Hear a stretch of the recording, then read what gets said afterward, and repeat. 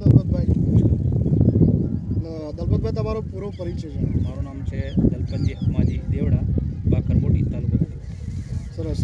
તો દલપતભાઈ, તમે મહાધનની કઈ પ્રોડક્ટ અને કયા પાકમાં વાપરો? માતરની ક્રોપટેક વાપરેલી છે આપણે, અને આ પ્લોટની અંદર વાપરેલી છે. બરોબર. અને બાજુના પ્લોટમાં શું વાપર્યું છે? બાજુના પ્લોટમાં ખાલી માતરનું ડીએપી જ વાપર્યું. બરોબર. તો આજે કેટલા દિવસથી આપણા બટાકાના પાક? બટાકાના 90 દિવસ થયા છે બંને પ્લોટને.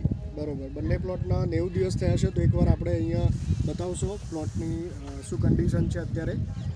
તો નજીકથી તમે જોશો તો પ્લોટની બંને કન્ડિશનમાં તમને ફરક દેખાશે. એમાં કોમ્પેક્ટ વાપરેલું છે, એમાં ડીએપી વાપરેલું છે, એમાં શું ફરક છે? તો દલપતભાઈ, આ અત્યારે જે 90 દિવસ થયા છે ને આપણે આ બંને છોડ અલગ અલગ બંને ખેતરમાંથી લાવ્યા, બરોબર, તમારી હાજરીમાં. તો અત્યારે શું ફરક દેખાય છે? દેખો બંનેમાં દેખો, છોડ દેખો ગ્રીન છે, વિકાસ પણ છોડનો સારો છે. આ છોડ દેખો સુકાઈ ગયો છે. દાણામાં પણ ફરક છે. દેખો તમે આમાં નાના છોડ તમને 3 જ મળશે, અને બધા દાણા મતલબ ચાલે એવા છે માર્કેટમાં, બરોબર, વેપારની અંદર. એટલે એ મેન ડિફરન્ટ દેખાય છે તમને. ગ્રીનરી પણ તમે ઓલરેડી તમે જોઈ જ છે. તમે ગ્રીનરી દેખો, ફરક ડિફરન્સ દેખાય છે તમને.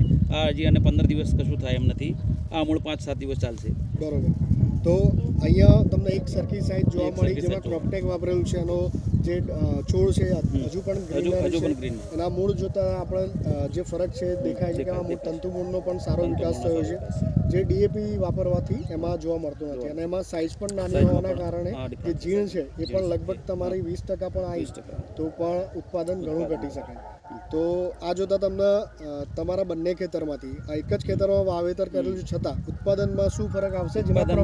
બંને ખેતર એક જ સરખા છે. બંને કટ્ટાનું પણ વાવેતર એક સરખાનું છે. વેરાયટી પણ એક જ છે. એટલે 50 કટ્ટા જેવું ડિફરન્ટ આવશે એવું લાગે છે. બરોબર. તો આમાંથી તમને કેટલો અંદાજ છે? ને આમાંથી ધારો કે 500 કટ્ટા નીકળે છે, તો આમાં 550 કટ્ટાનો અંદાજ છે. સરસ. તો તમે જે માહિતી આપી એ ઘણા બધા ખેડૂતોને ઉપયોગી થશે.